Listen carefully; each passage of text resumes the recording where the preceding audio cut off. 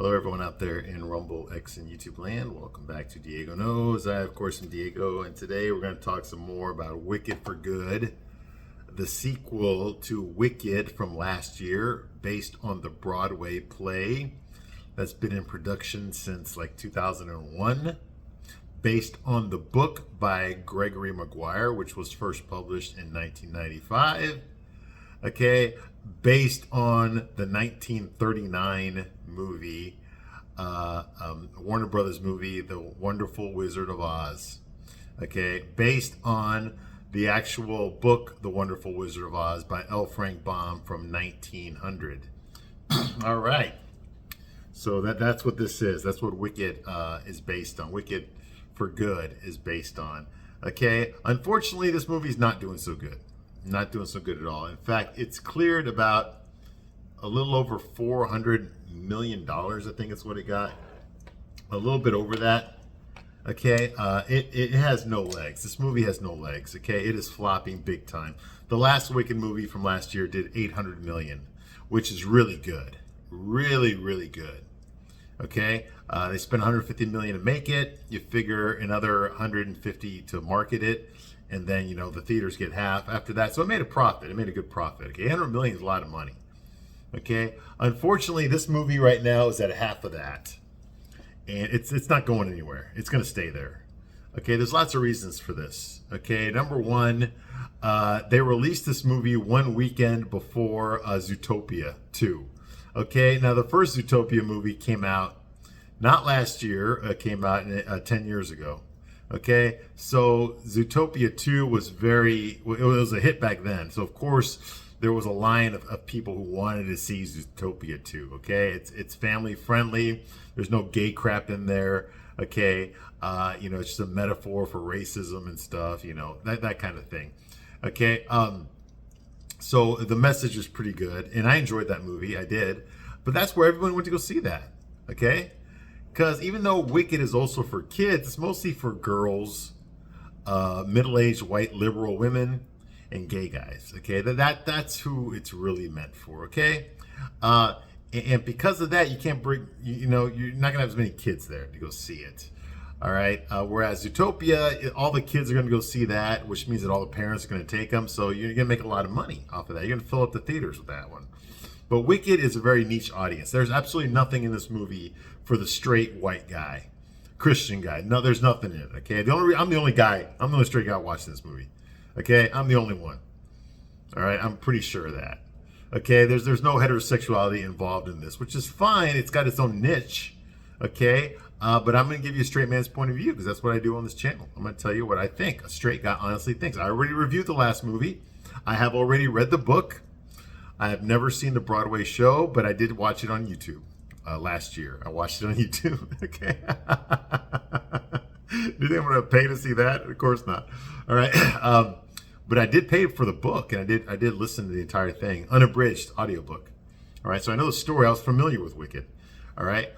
So now that I've watched this movie, I'm giving you my little opinions on what I think about it. Wicked for Good. A lot of good things in this movie. The coloring is great. The costumes are top notch. Okay. Clearly, they spent a lot of money on the production value. I mean, those outfits.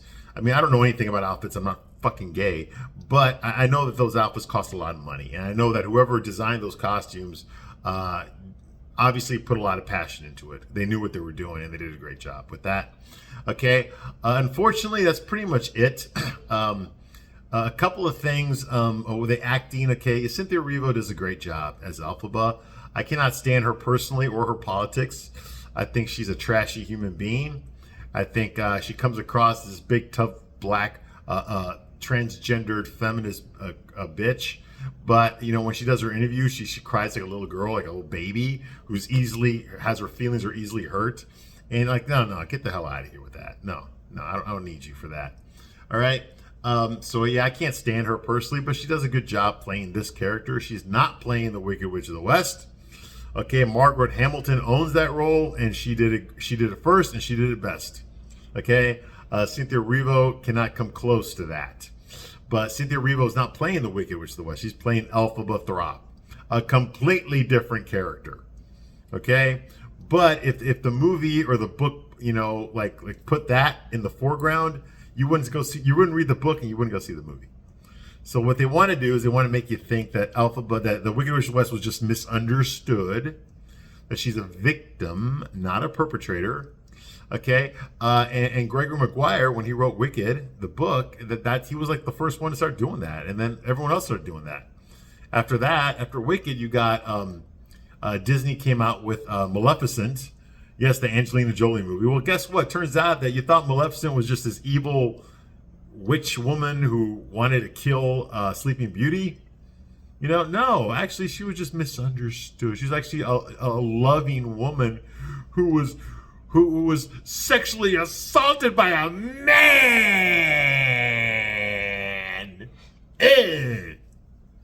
And that her little fairy godmother things were all like abusive and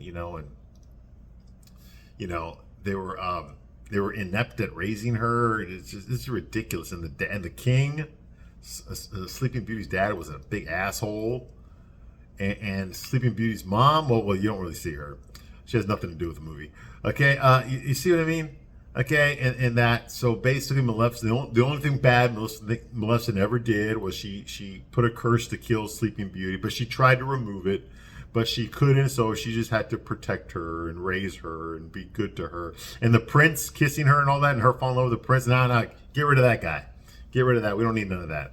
The only thing that really matters is a stepmom's love for her daughter. That's the real love. You see what I mean? Just treat men like shit. Okay, and women can do no wrong. Everything's a man's fault. Okay, that's what they did there. That's what they did with Cruella when Emma Thompson played Cruella. I mean, Cruella de Vil in 101 Dalmatians. Okay, I mean, she wanted to kill puppies so she could make clothing out of their skin. Okay, out of their fur, right? And now it turns out she was just misunderstood too. Okay, those henchmen that she sent to kill the puppies and all that, guess what? Those were her childhood friends. They were the only ones that gave her shelter when she needed it. You see what I mean? It's a load of crap. Okay, just let the villain be the villain. Just let the female villain be a goddamn female villain and quit trying to apologize for them. You notice they don't do this with the male villains? They don't misunderstand the male villains. It's only the female villains that get misunderstood. They're actually really good people. Okay? And not pieces of shit at all. Only men are capable of being pieces of shit. You understand? That's the narrative they're going with. Okay, and that's what this is. That's what this is. Okay? It's like that. I think I was like the first one to do it. To just apologize. Okay? For your misconceptions of who the Wicked Witch of the West was. She really wasn't any of those. She was actually a really good person. Okay? And the author, Gregory Maguire, who's gay, just like Elphaba, lost his mom at birth, giving birth to him. Just like Elphaba lost her mom, giving birth to her. His dad hated him. Okay? Just like Elphaba's dad hated her. Okay? She felt unattractive to men growing up, just like he felt unattractive because most guys were straight and they weren't attracted to him.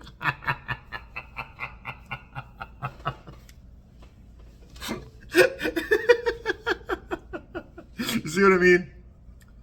This is what I'm talking about, okay? He probably got, hazed and bullied because he was gay, so of course he had to put that in there.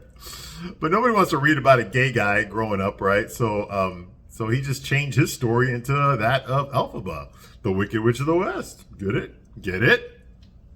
Elphaba, L. Frank Baum. Get it? Okay, yes, the author of The Wizard of Oz. All right, so so that's where this thing came from. And the worst parts of this movie are like the good parts. Okay, obviously the costumes are brilliant. The acting is pretty good. I mean, Jeff Goldblum plays himself. Madame Morrible just phones it in, playing an evil, the real Wicked Witch, Madame Morrible. Get it? Madame Morrible upside down is WW Wicked Witch. Get it? Get it? Yeah, I know, it hits you right in the face, doesn't it? Okay, and she is the actual evil witch, Madame Morrible. All right. So there's that. Okay, Ariana Grande. Okay, she has a great voice, not as good as Cynthia Erivo's, but I mean, she's just not really pleasant to look at either. Okay, she's too skinny. She's living off of Ozempic. Okay, and she's a homewrecker, no less. Okay, she actually broke up her co-star Ethan Slater, who plays Bach, the Tin Man in this movie. He left his wife, who had just given birth to his child. He left her and his baby to be with Ariana Grande. Yes, and Ariana Grande left her husband as well to be with him because they fell in love while working on this movie, despite the fact that they were both married. And guess what? Okay, newsflash, they just broke up. I just found that out like a couple of days ago. Look it up if you want the full details, but yes, they just split up recently. I guess leaving your spouses for each other isn't a healthy foundation for a new relationship. Okay. Anyway, Ariana Grande's a piece of trash herself. Okay. You know, I don't like her at all. I've never liked her. Okay. I didn't grow up watching the Disney Channel. I didn't give a crap who she is. Okay. She's a shitty actress, decent singer, but a shitty actress. Okay. And she looks like crap. Okay. Glenda's supposed to be the pretty one. Oh my God. Every woman in this movie is goddamn ugly. Every woman in this movie is fucking ugly. Okay, there ain't nothing in here for the guys. That's what I'm talking about. And that includes Ariana Grande. She looks like a goddamn concentration camp survivor who bleaches her skin.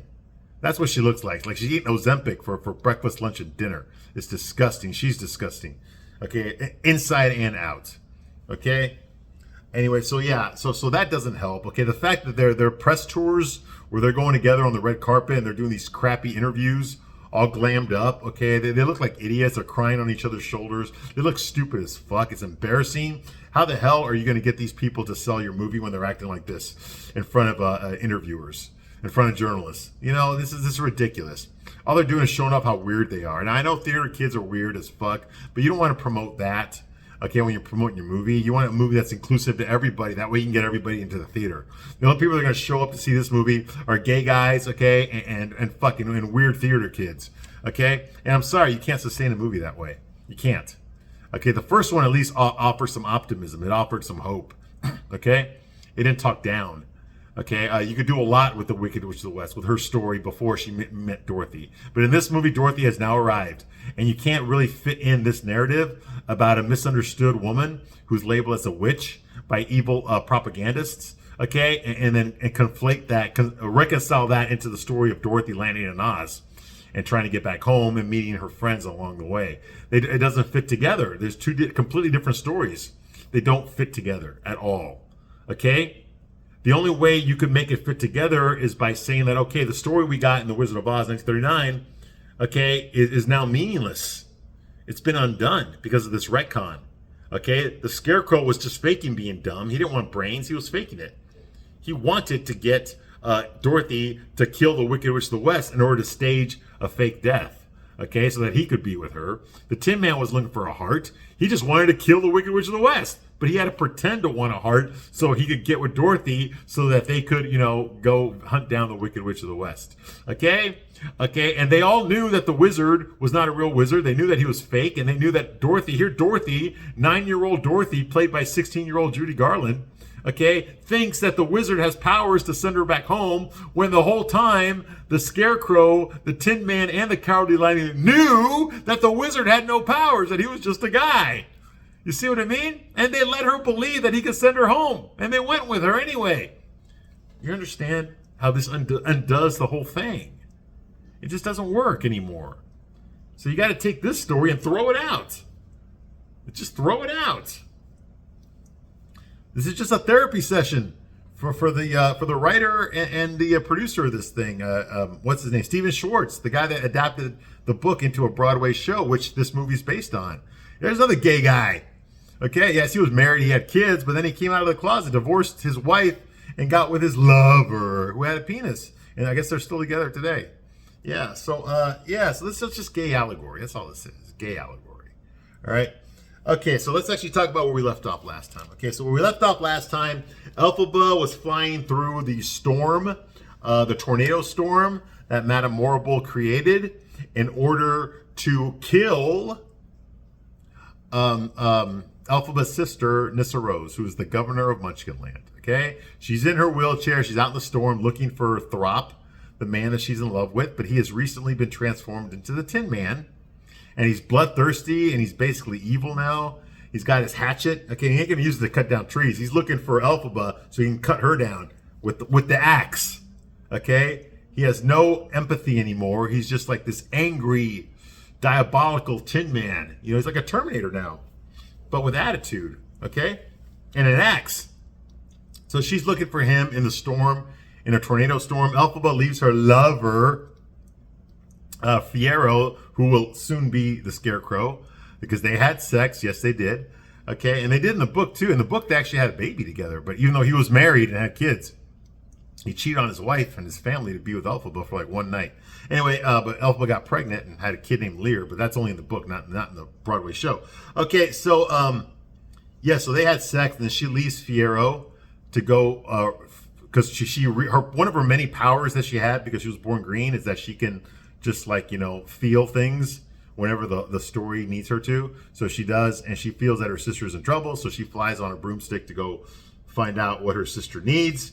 The truth is that in the storm, this giant house from Kansas fell on top of Nyssa Rose, okay, thereby killing her, okay, thereby setting up the wonderful Wizard of Oz. All right, so Elphaba flies over to Munchkin Land to find out what's going on with her sister. Okay, she fights the storm. Meanwhile, Prince Fiyero, he leaves the treehouse where he just finished bumping uglies with Ugly herself, Elphaba.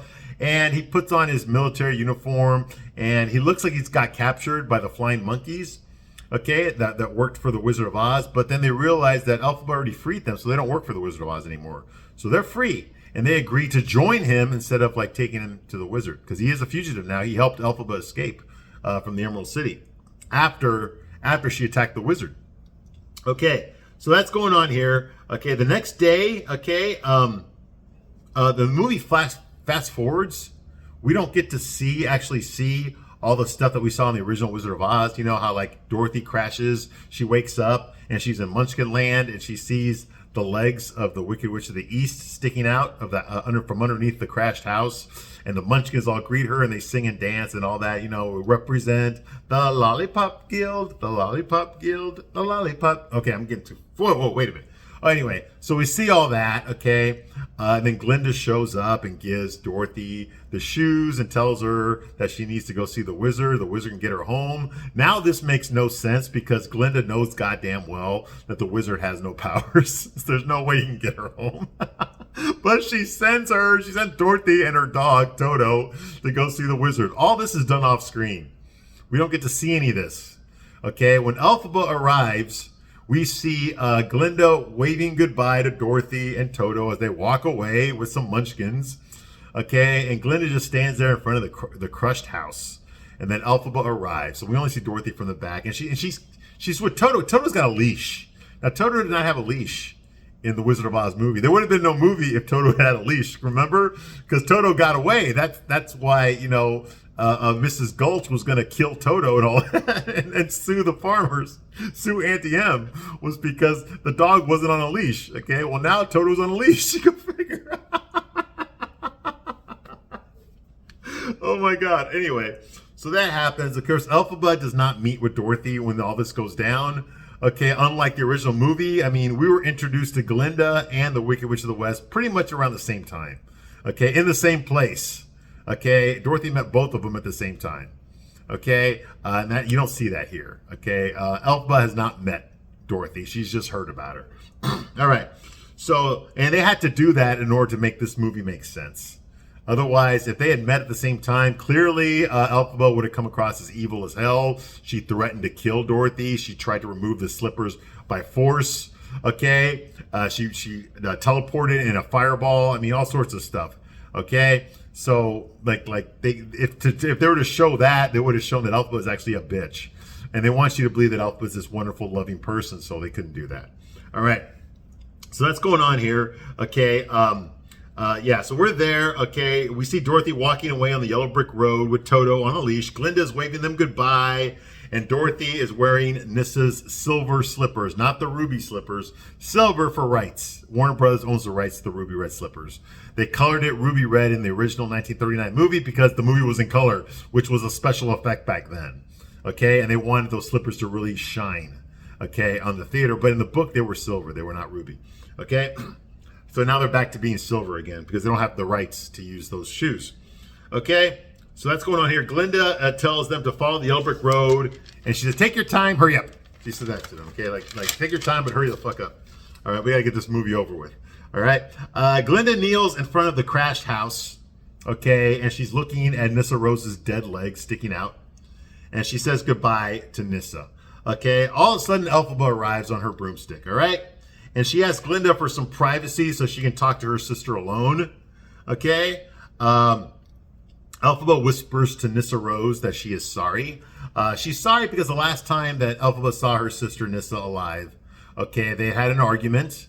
Okay, she had cut off her sister for 5 years, and she showed up out of the blue, broke every mirror in the room before she entered the room. Okay, Nyssa Rose told her that she hated her because number one, she didn't show up for Dad's funeral. Elphaba tells her, no, Dad never loved me, he only loved you. So why the hell would I want to show up to that asshole's funeral? And number two, because you have all these powers and you have this magic book now, and yet you never used any of it to help me to walk again. You know, because Nyssa Rose was born a paraplegic. Okay, she's on a wheelchair. Okay, you didn't use your powers to help me. Okay, and so Elphaba decided to do that. She enchanted the slippers, which made them ruby. They glowed ruby temporarily. It did not allow Nyssa Rose to walk like it did in the play. Okay, but it did allow her to fly. Okay, but then all of a sudden Bach came in and ruined everything because he wanted to leave the town. Blah blah blah. Nyssa Rose read from the Grimoire, the magic book, even though she doesn't know what the fuck she's doing. And Elphaba did not stop her. She just watched her do it. Okay, thereby killing Bach by shrinking his heart. So Elphaba immediately read from the book to save his life, turning him into a Tin Man. Okay, so all that happened. Okay, Elphaba told Nyssa Rose, you know, there's nothing I can ever do for you will ever be enough. So fuck you. I'm leaving. I'm off to see the wizard. And she leaves. Then the Tin Man shows up now. He wants to kill Nyssa Rose. Okay, but Nyssa Rose lies and says, like, Elphaba did it, not me. I'm not the one that turned you into this. It was Elphaba. So now the Tin Man with his axe is walking around the land of Oz looking for Elphaba so he can fucking hatch her up. Okay? Anyway, so that's going on here. Okay, and that was the last time Elphaba saw Nyssa Rose. Okay, Elphaba arrives, blah, blah, blah. Okay, the first thing Elphaba realizes is that this was no accident. Okay, there was not some storm that accidentally dropped a house on her sister. This was done on purpose. Okay, someone murdered her sister. It was not an accident. Okay, Elphaba says, how dare you send a foolish farm girl to see the wizard as if he could do anything for her. She took a dead woman's shoes. So what they're trying to do here is they're trying to explain why Elphaba would be mad at Dorothy, even though she hasn't met Dorothy. Okay, you know, it's because you stole my sister's shoes. Okay, yeah, but she didn't steal it. Okay, Glinda gave them to Dorothy, and Glinda sent her to go see the wizard. And Elphaba said, why the hell would you do that? You know damn well there's nothing the wizard can do to help her. Okay. Now, in 1939 movie, The Wicked Witch of the West was there when all this happened. Okay. Like I said, they all met at the same time, but they had to cut that out of this movie or else this movie wouldn't make sense. All right. Okay, so Glinda says, like, she's lost and far from home. I had to do something. I'm a public figure now. People expect me to. And then Elphaba says, like, to fly? She's like, to be encouraging. Because as you know, Glinda has no powers. Unlike at the Wizard of Oz movie where she had the wand and she could fly and teleport and all that kind of stuff, you know. In this movie, she has no powers. She has to use a mechanical device that forms a bubble that allows her to fly when she's standing inside of it. Okay? And she has a wand to make it look like she did it with her magic wand. It's all bullshit. Okay? So obviously Elphaba knows that Glinda's faking her powers, but the citizens of Oz don't really realize that. Okay? So that's going on here. Okay? Elphaba tells Glinda that the shoes, Nyssa Rose's shoes, she's like, that's all I have left of my sister. And they weren't yours to give to her. In other words, you know, you had no right to give those slippers to Dorothy. Okay, those were my sister's. Okay, they belong to me now. Okay, you never should have given her. That's all I have left of my sister are those shoes, and you gave it to that girl. You know. Anyway, Glinda says, like, well, there's a lot of us taking things that don't belong to us. Now that's a riff because obviously Glinda was in love with Prince Fiero. She was going to marry him. They set the wedding and all that stuff. There was a wedding ceremony, But then Elphaba arrived and released the animals, which ruined their wedding. And then Fiyero left with Elphaba, proclaiming his love for Elphaba. This broke Glinda's heart because she had no idea, okay, that super good-looking, closeted homosexual Prince Fiyero would ever fall in love with a butt-ugly, green-skinned piece of shit like Cynthia. I mean, like Elphaba. Okay, when he could have the drop dead fucking gorgeous Ozempic poster child Glinda instead of Elphaba. Okay, she couldn't see that coming at all. All right, so yes, so she was really upset at this, that her fiance left with her best friend, and by best friend I mean she's part of the whole society that's hunting her down to kill her. But yet somehow she still ends up being Elphaba's best friend. Okay, yeah, none of this makes any sense. Okay, so that's going on. Okay, so she kind of throws that back at Elphaba's face. You stole my fiance, so what's the problem with me giving your shoes to that girl? That kind of thing, Okay, so Elphaba says, like, listen, I know it is hard for you to believe that a hot, tall, handsome, rich, aristocratic, gay bad boy like him would ever choose an ugly, green-skinned, transgender, bald, man-hating cryberry who dresses like shit. But it happened. And it's real.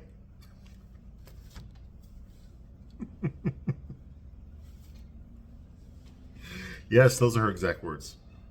And they are real.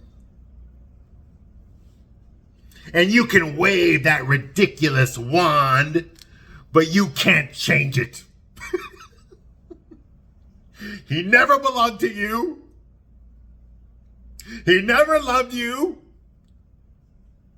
He loves men. I mean me. I mean, he loves transgender men like me.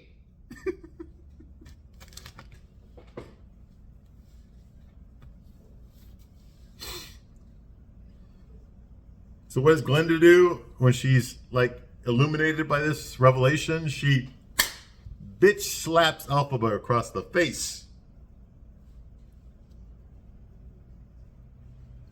And Elphaba says, like,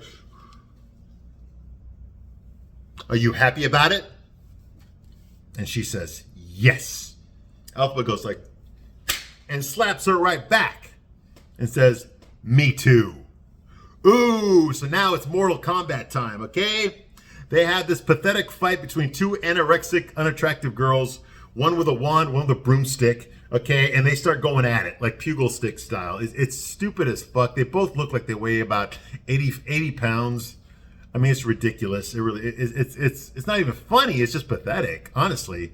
A lot of people that I've talked to that watched this movie, they said this was like one of the worst parts of the movie. Was watching these two skinny little women, okay, fighting. It's ridiculous that they would even get physical, okay? Like the wind would blow them away. I mean, this is ridiculous.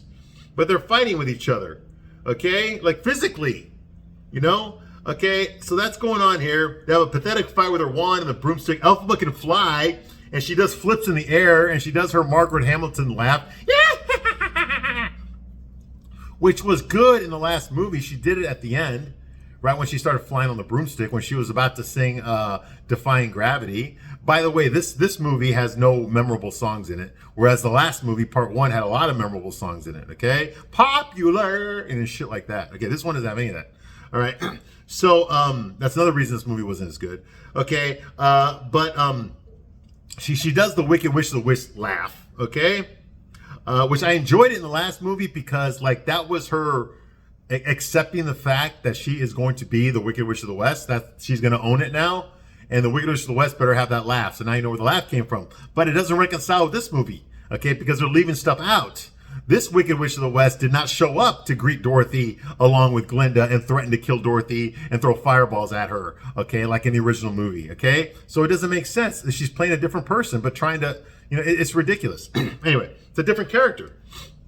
Okay, so that's going on here. Okay, Glinda mocks Elphaba's Wicked Witch of the West laugh, and all that, okay? But Elphaba can do acrobatics in the air and stuff. She's got the actual powers, whereas Glinda doesn't. So clearly, Elphaba's going to win this fight.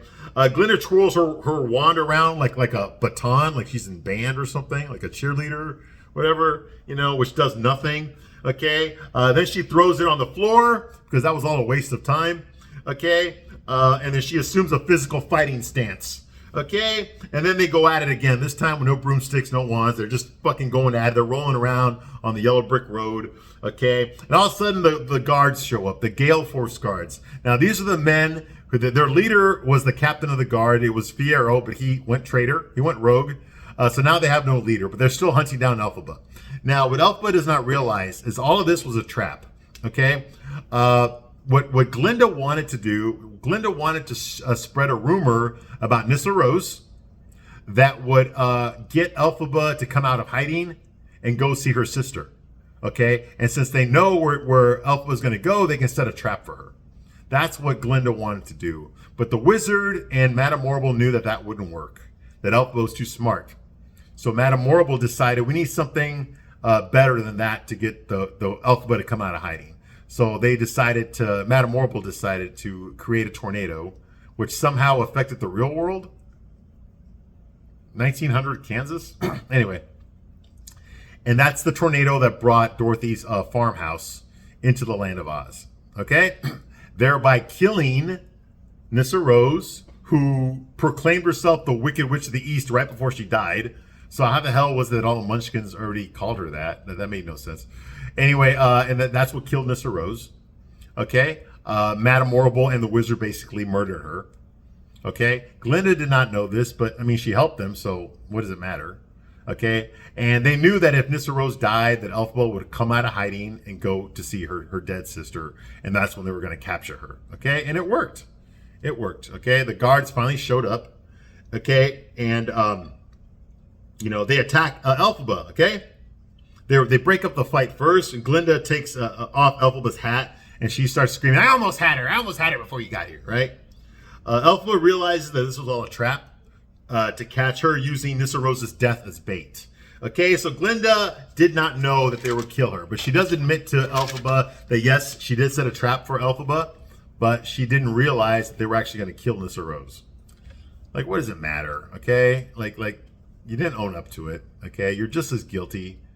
Okay, as the wizard, you're an accomplice. Okay, so like your hands aren't clean to this thing.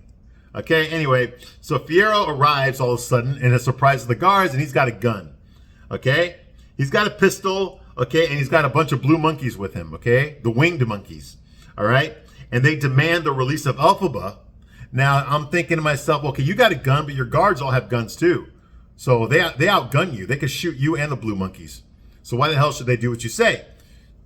Fiyero says like, okay, you're right.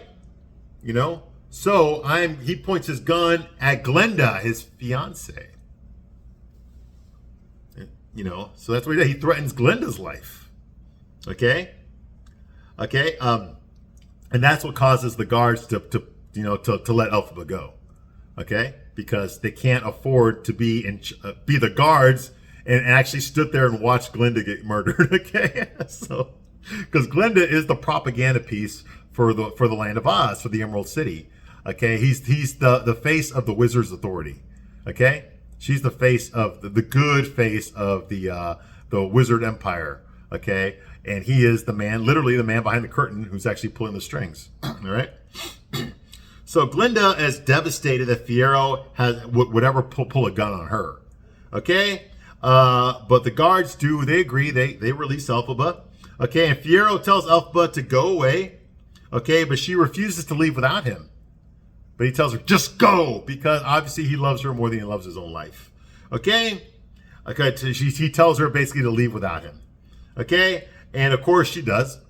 Okay, she gets on her broomstick. Okay? She cannot carry two people on that broomstick, so there's no way she could just grab him, use her powers, okay, to knock down the guards, grab him, and get on there and fly away together. Okay? Because she has telekinetic abilities. Yes, she does. That's before she even got the magical book, the Grimoire. She already had telekinetic abilities. All right? Okay, so she gets on the broom, okay, and flies away. Okay, and Glinda agrees to give Elphaba her hat back, okay, before she leaves. All right. Now, why would the wizard put Glinda in charge of capturing Elphaba in the first place? Makes no fucking sense. It's stupid as fuck. Clearly, Glinda is compromised. The wizard, Madame Morrible, they know that Elphaba and Glinda are close. So why the fuck would they put her in charge of capturing Elphaba? Of course, she's going to let Elphaba go. Okay? It was a stupid fucking plan. Like, what the fuck? Anyway, Elphaba flies away, and Fiyero orders the monkeys to protect her. Go with her and make sure she's safe. So the monkeys do that. They all fly away to protect Elphaba and her escape. Like, who the fuck's going to attack her in the sky? Okay? The monkeys are on her side now, so there's nobody to attack her in the sky. Okay? Glinda walks up to the gun and puts her head right in front of it, the one that Fiyero's pointing at her, basically daring him to pull the trigger. Okay? And Fiyero, of course, is not going to kill Glinda, not because he's in love with her, okay, but because he's not, in his heart, he's not a killer. So, of course, he puts the gun, he was bluffing. Of course, he puts the gun down. All right? And he apologizes to her for being gay. All right? And not being in love with her, okay? And the guards proceed then to beat the living shit out of him. Actually, not really. Glinda stops them, okay, and then she accepts out loud that Fiyero is gay. She accepts it, okay, and he apologizes to her. He tells her he's sorry, okay, for everything, for making her think that he loved her, for the fucking wedding, the fake wedding that never happened, for all that stuff, okay? Okay, and then the guards take him away and beat the fucking living shit out of him. That's how it's done, son. Okay, that's enough for now, but I will be back to continue my review of Wicked for Good. I thank you very much for watching this long, and I'll see you soon on the next one. Bye.